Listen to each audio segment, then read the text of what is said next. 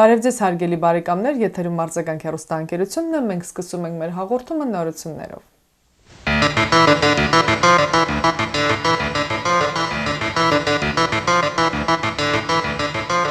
Հայաստանի Հանրապետության մշտական բնակչության թվականակը 2019 թվականի հունվարի 1-ի դրությամբ կազմել է 2.965.000 մարդ, ինչը 7,000-ով քիչ է 2018 թվականի հունվարի 1-ի դրությամբ երկրի մշտական բնակչության թվից։ Հայաստանի Հանրապետության ազգային վիճակագրական ծառայության փոխանցմամբ նախորդ տարվա սկզբին մշտական բնակչությունը կազմել է 2.972.000 մարդ։ Նշենք նաև, որ ընթացիկ տարվա սկզբի տվյալներով 4,200-ով աճել է Երևանի բնակչության թիվը, այսինքն գյուղաբնակները տեղափոխվել են քաղաք։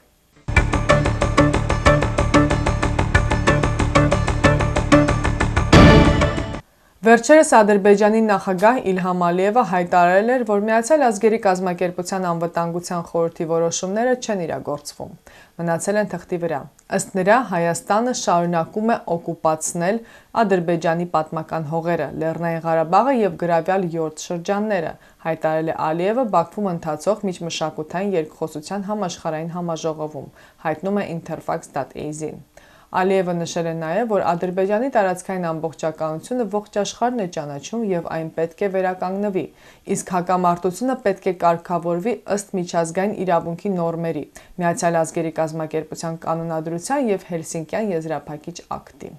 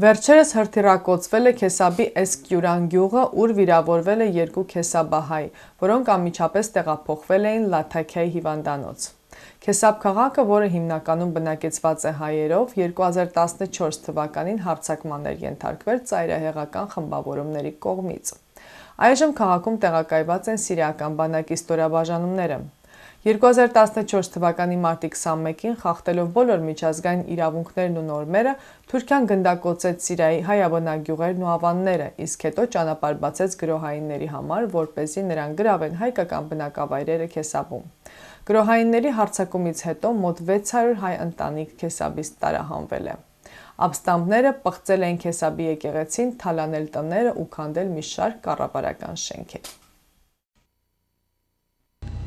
Սիրով հայտնում ենք մեր հայրենակիցներին, որ արձագանքի հաղորդումները կարող են դիտել բացելով ardzagang.tv.com վեբսայթը։ Հատկապես մեր այն հայրենակիցները, որոնք չունեն հնարավորություն մեր հաղորդումները դիտել հեռուստաէկրանից, կարող են դիտել կոմպյուտերի միջոցով, ցանկացած ժամին, ցանկացած երկրում ու քաղաքում։ Ուրեմն հիշեք ardzagang.tv.com եւ Ardzagang-ը կբացվի ձեր առջև իր հաղորդումներով։ Հաշվի առնելով վերջին շրջանում Վենեսուելայում ստեղծված քաղաքական բարդ իրավիճակը, Մեծի տան Կիլիկիո կաթողիկոս Արամ Առաջինը մշտական կապի մեջ է Վենեսուելայի հայ համայնքի հետ։ Ըստ տվյալների, հայ համայնքը անմիջական կապ չունի ցույցերի հետ, ոմանք պատասպարված են տներում, ոմանք եկեղեցում։ Արամ Առաջինը իր զորակցությունն ու պատրաստակամությունն է հայտնել օժանդակելու Վենեսուելայի հայերին։ Վերջերս Վենեսուելայի մի շարք քաղաքներում նորից հակակառավարական ելույթներ են տեղի ունեցել, երբ մի խումբ զինվորականներ աջակցություն են հայտնել ընդդիմությանը։ Այժմյան նախագահ Մադուրոն աջակցում են Ռուսաստանը ու Թուրքիան, իսկ ընդդիմության առաջնորդ Խուան Գուայդոին Միացյալ Նահանգներն ու Լատինական Ամերիկայի երկրների մեծ մասը ճանաչել է որպես Վենեսուելայի օրինական ղեկավար։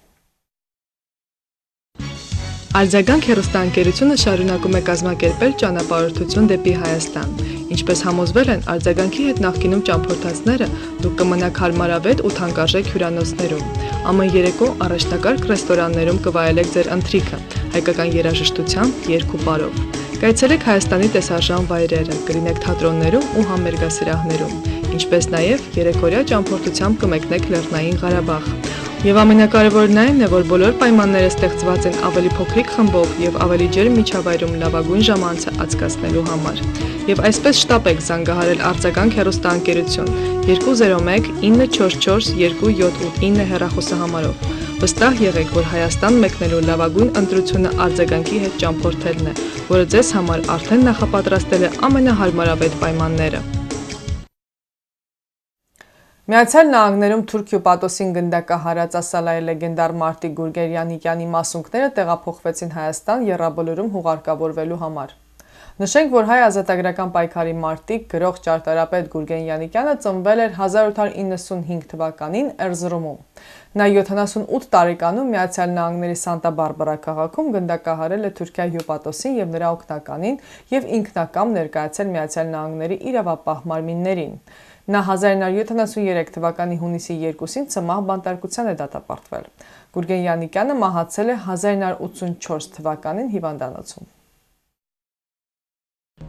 Հարգելի բարեկամներ, ձեր ուշադրությանն ենք ներկայացնում վերջին նկարահանումները սինեմատոգրաֆիկ ոճով։ Կարող եք օգտվել մեր ծառայությունից ձեր հարսանեկան ծննդյան մկրտության եւ այլ անձնական տոնակատարությունների համար։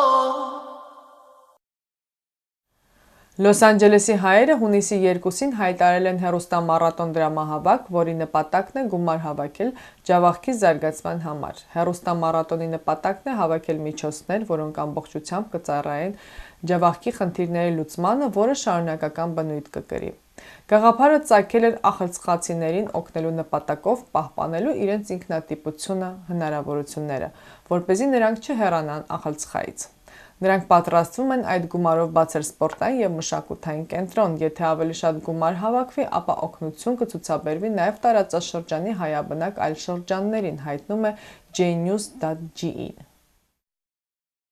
Ardzagang հեռուստաընկերությունը կազմակերպում է ճամփորդություն դեպի Atlantic City, մայիսի 19-ին Կիրակի առավոտ ժամը 10-ից, բարեկամների ջերմ շրջանակով։ Բասի մեջ կլինեն թեթև նախաճաշ, ուրախ տրամադրություն, տարբեր տեսակի զվարճություններ։ Բասը Կիջևանի Սիզարս խաղատուն, ուր կարող եք օգտվել ծովափնյա տեսարանից, առևտրի կենտրոնից եւ իհարկե խաղատներից։ Ցանկացողները կարող են միանալ այս ուրախ խմբին։ Հեռարձայնելով Ardzagang հեռուստաընկերությանը 201 944 279 հեռախոսահամարով։ Շտապեցեք տեղերը ապահովել, քանզի այն սահմանափակ է։ Ուրեմն հիշեք, մայիսի 19-ին Կիրակի ժամը 10-ից բարեկամական ջերմ մթնոլորտով հաճելի ժամանց Atlantic City-ում։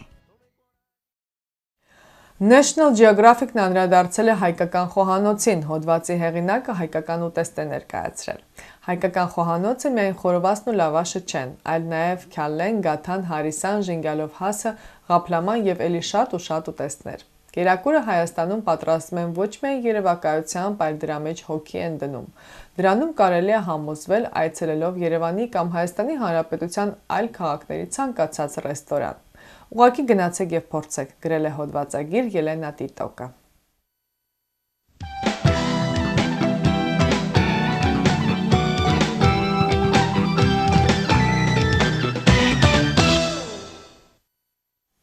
Վերջերս Ardzagang հեռուստաընկերությունը հարցազրույց ունեցավ դոկտոր Ohan Karatoprakի հետ։ Այդ հարցազրույցը սիրով ներկայացնում ենք ձեր ուշադրությանը։ Եթերում Ardzagang հեռուստաընկերությունը եւ ես շատ ուրախ եմ այսօր, որովհետեւ հանդիպում եմ շատ հետաքրքիր եւ վաստակաշատ բժշկի։ I'm very happy that I meet today with Dr. Karatoprak, and who is very experienced and trusted doctor in Armenian and not only in Armenian community, and he is board certified by American Board of Family Medicine and Geriatrics. Hi, how are you? Hi, thank you. How do you feel today? Very good.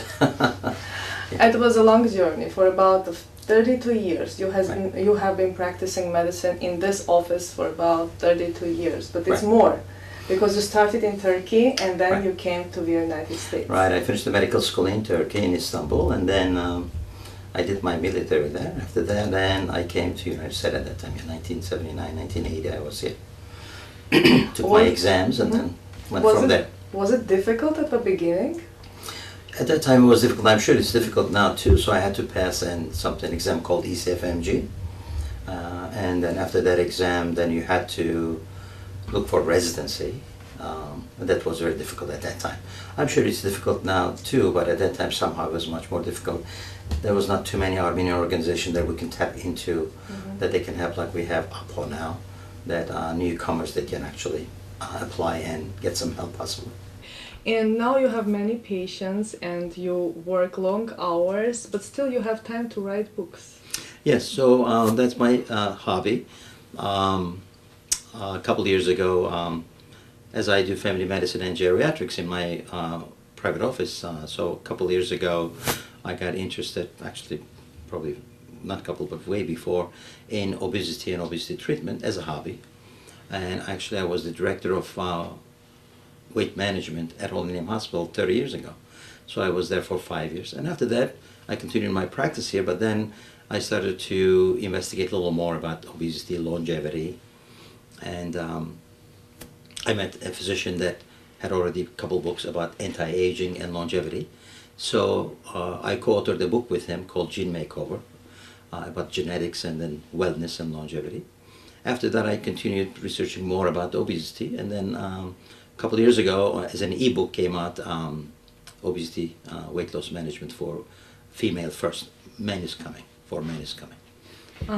How can people find that book? Oh, they can go into Amazon and ebook it Amazon, and they can type my name, and the book comes up, and they can download. So name of book is? It is Weight Loss Tailored for Women. Okay. But if they take my name, by Dr. Karatoprak, then they can see the book and they can download. Okay. It's an ebook. So you can find it on Amazon. And just my question is about geriatric medicine.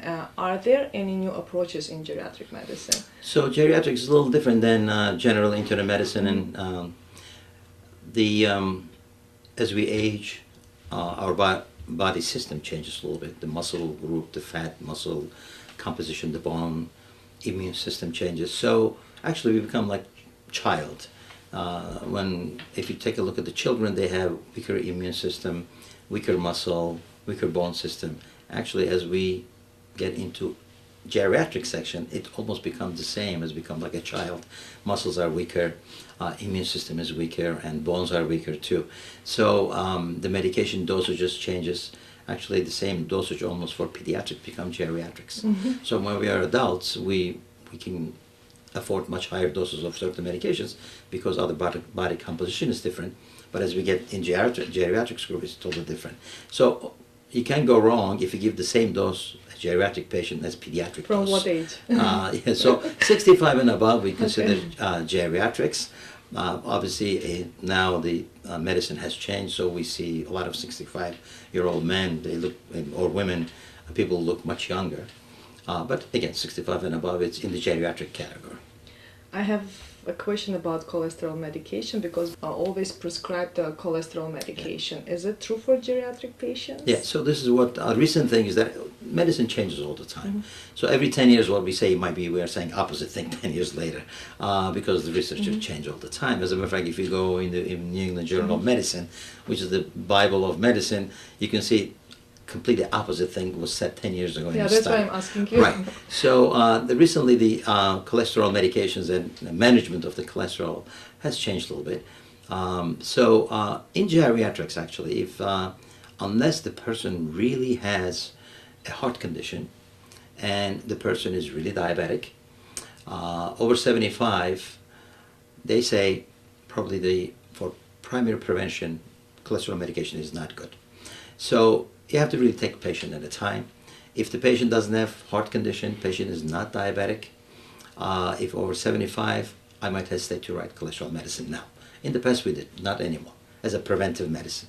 But if somebody has heart condition, because there's a misunderstanding most of the time. If somebody has had a heart attack or had an angioplasty or documented heart condition with coronaries, definitely that person needs the cholesterol medication regardless of the age. Yeah, I think this is important information for our audience. And the same thing for aspirin. Now, as lately the aspirin came out, probably. Aspirin was given as a primary prevention for a lot of people over 50 years old. Small dosage of aspirin. Yeah, 81 milligram of aspirin, baby dose of aspirin. Now we are saying that don't take aspirin unless you are diabetic again and you have a heart condition. If you have a documented heart condition, especially coronary artery disease, and if you are diabetic, then you should take the aspirin. Otherwise, we don't recommend that anymore. Yes. Do you still take pediatric patients? No, I don't take. And once I because took my boards, right? Well, I'd love to, but once I took my board in geriatrics many years ago, then I became more geriatrics and family medicine. So actually, I left pediatrics. Obviously, some families bring their teenagers to be seen for second opinion or so. Still, I see them obviously, but not as routine. So internal medicine doctor is allowed to take and pediatric and geriatric patients. Not internal medicine. This is family medicine. Family medicine. Yeah, internal medicine is a little different than family medicine. In family medicine residency training, you are trained from baby on. So actually, we do OBGYN too. So most of the family medicine physicians can deliver the baby, do the obstetrics, take care of the baby, circumcise the baby, and take care of the baby, give all the shots, and then take care of the baby later on in adulthood and on. So that's true family medicine. But most of the time in big cities, there are so many pediatricians, so many restrictions in terms of malpractice or so. Most family physicians do internal medicine and probably, obviously, teenage on, they have patients, and geriatrics too. Yeah. You have so many responsibilities. You have your own office, and you're also family medicine director in Holy Name Hospital. Which is your favorite part? Well, obviously, every hospital has their departments. I have been with Holy Name Hospital 32 years now, and I have been family medicine department director. Usually we do 6 years and give a little break and then come back again, so that's what I have done. I'm right now family medicine department director right now. And at one time I was the president of medical staff around 2003-2004 for Holy Name Hospital. Then we started 7 years ago with the hospital. We opened a wellness program for employees, and I'm wellness director there too. So those are the kind of side works for me. But obviously, I have a full-time practice here, family medicine practice. So all together. Yes, it goes well because it's all together anyway. It's a little tiring sometimes, but I enjoy it. Are you planning your next book? Actually, yes. I have 2 books coming. One, the first one was about the weight loss about women. Now the second one is coming shortly for men. Then I'm preparing a book about bariatric surgery, before and after bariatric surgery. That might be in a year's time or so. Yeah. Many people asking about stem cell therapy. What do you think about that? Right. So stem cells really, it's upcoming obviously. There are a lot of university hospitals and a lot of research places. They do stem cell research and they're trying. As far as I know, the only one is approved by FDA is the knee injections for the stem cells. But some research programs are investigating the stem. But if people are looking for actively that they want to get really stem cell treatment, only knee stem cell treatment is available and only certain places. But all other places, stem cell treatments are in the university hospitals or research places. There's no such a thing, stem cell treatment yet. When we're talking about stem cell therapy, are we talking about cord blood stem cell therapy or about tooth stem cell therapy? Okay, so there are cord blood stem cell, adult stem cells. They can do actually now. A patient can go and they can extract stem cells from patients. As we get older, obviously our stem cell number decreases, but still we have stem cells. Some it's not as prominent as obviously for a baby, but a lot of people now up to when they have the babies they get the cord blood and put the bank for the future. But no, they can take from adult stem cell and then prepare and multiply and give to the knees. Yes, they can. But obviously more active form will be, so there are many different types of ways of extracting stem cells from babies all the way to adult. So going a while back, can you tell us about your journey about medicine, into medicine, from Turkey to the United States? Well, that's a little bit of right. That's really interesting in a way, but I'm sure every physician that comes from abroad, they go somehow through certain difficulties until they really find their residencies and until they find their specialty and they go there. You look so successful. It's somehow I think I had a difficult time myself too when I came here, and it was very difficult. After I passed even my ECFMJ exam, which is an exam for foreign graduates, they can be accepted as physician in the United States. I had very difficult time to find first residency program. As a matter of fact, it took me like around 9 months or so, and somehow the Armenians could not help me.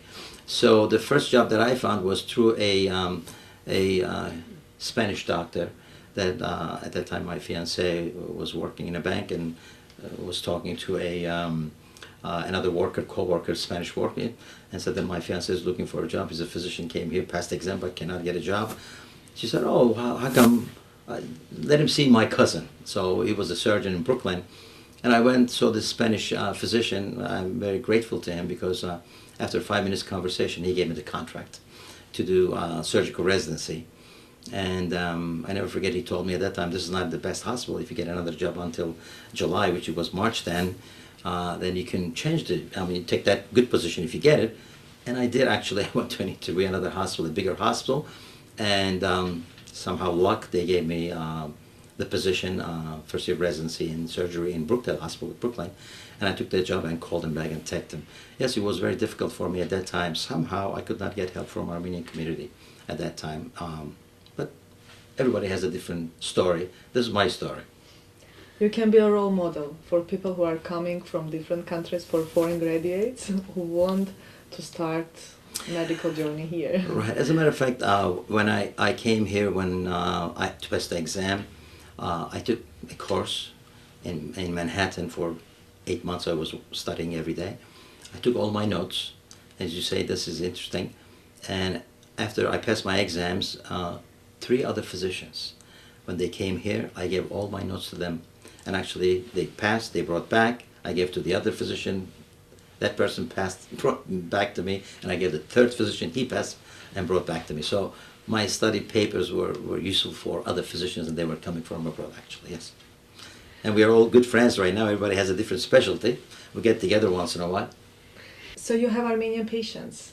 Oh, do I? Yes, sure, I do. I have Armenian patients. Many patients? No, our practice is, even though we are in Bergen County, we have a lot of Armenian churches, 4 Armenian churches in Bergen County. No, we have probably almost 10 to 15% only Armenians, and 80% or more are United States people, means the Italians, the Greeks, the Croatians, Jewish people from Europe or Israel. Yeah, we have really mixture of the practice. Yeah, Armenians are probably 10 to 15% of our practice. Sure, we do have Armenians, but only 10 to 15% of our practice. What will be your advice to people who come to the United States, who are foreign graduates and who want to start the medical career here? Well, yeah, that's we have once in a while new physicians are coming from abroad. Obviously, recommendation is they have to pass their foreign medical exam, for foreign graduates medical exam for. After they pass that, even though we had much difficult time in the past, now we have an Armenian organization, American Armenian Health Professional Organization, which involves physicians, dentists, pharmacists, nurses, all kind of health professionals, APO, called APO, and definitely they are very helpful for the newcomers, so they can apply and they can get guidance from them, definitely. How old is that organization? Just for people who doesn't know. 25 years. 25 years now. I'd say lately it has been much more active, and we have many members. and we advise all the health professionals, not only physicians but health professionals, to join APO to get benefit out of the organization. They have specific system how it works. They usually can apply once they become member, or even they don't become member. Once they apply, them online. Exactly, they can go APO website, and they can definitely see their guidance is there on the website. There are many physicians. They will get him, and they will put their names on the site. They will seek help from other members, and most of the time they are very helpful. Being a doctor is a hard work. It is continued work, everyday work, and thank you for your time. Thank you for this interview. We wish you continued success. Thank you, and good thank you for inviting me, everything. and for all of us. Thank you. Thank you.